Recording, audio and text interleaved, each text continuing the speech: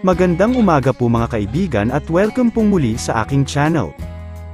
Inilabas muna namin si Nunay dahil may inayos lang ako sandali sa kanyang kulungan, papasukin na po namin dahil naayos na ang dapat kong ayusin.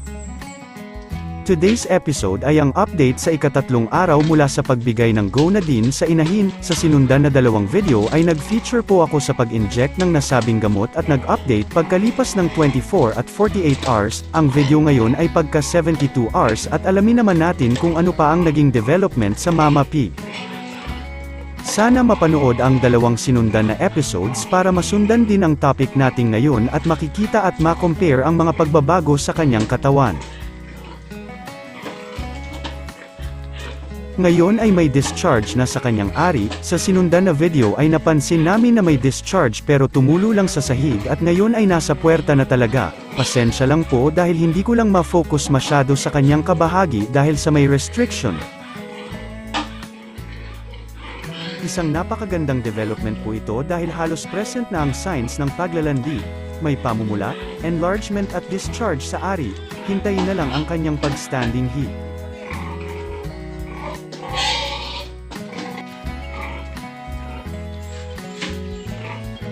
Dino-document ko lang araw-araw para makita at malaman po ninyo ang naging progress sa pagbibigay ng gamot sa pagpapalandi, para na rin napagkunan ng mga simpleng ideas lalo na sa mga baguhan pa lang na nag-aalaga.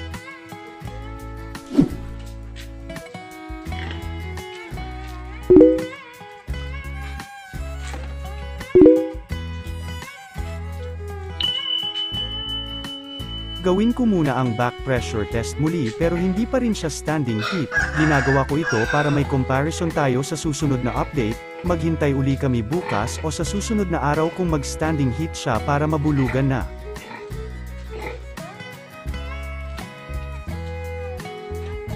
Ang inyong natunghayan ay based lamang po sa aming pamamaraan at experiences bilang backyard racer.